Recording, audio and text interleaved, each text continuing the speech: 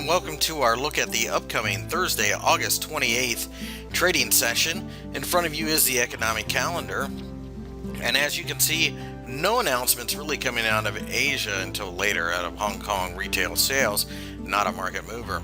We have Spanish GDP right away, and that can have a slight effect on the euro, but without a doubt, in our opinion, everybody is waiting to see what the employment numbers are out of Germany.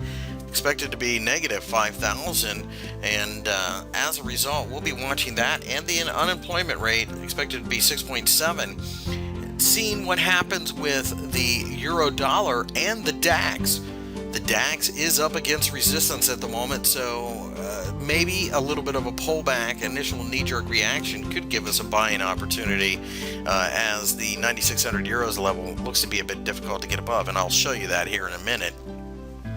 The euro dollar did have a little bit of a pop during the day, and because of that, we think that perhaps the above resistance may come into play, offering a nice selling opportunity. So these two announcements could have an effect on both of those markets. A little later on in the day, we're looking at German CPI coming out at 0.2% as anticipated. That will affect the same two markets. So really, for a large chunk of the day, it's all about the euro and the DAX as far as we can see. A little later, we got continuing jobless claims, initial jobless claims out of the United States that can have an effect on the stock markets. But we think really for this specific trading session, more than likely, it's going to be GDP quarter over quarter expected to be 3.9%. That's probably going to be the most important thing coming out of the U.S. Expected to affect the S&P 500 pretty significantly. We did get a little bit of a fall during the day on Wednesday, but we had buyers rush in, so we are hugging that 2,000 level. If we get above 2,005, we're breaking out to fresh new highs. Otherwise, we might go sideways. Any pullback could be a potential buying opportunity as well, as the market is without a doubt bullish. No doubt, really not one you want to sell anytime soon. After that, we do have some numbers coming out of Japan that might make things interesting in the dollar yen and perhaps the Nikkei. You have the Tokyo core CPI numbers, but really what will be interesting will be industrial production month over month. Anticipated to come out at 1%. Remember, it's an export-driven economy, so if that's better than anticipated, it very well could mean that other parts around the world are starting to pick up a little bit. Not a lot expected, but any pullback in the dollar-yen could provide a nice buying opportunity, as we think the 103 level should now be a bit of a floor. Speaking of that dollar-yen pair, here we are at the dollar-yen. You can see that we've had a pretty flat couple sessions. We have broken out above the 103 level. Any pullback again should offer a nice buying opportunity. Supportive candles would be used. Eventually, this pair is going to the 105 level.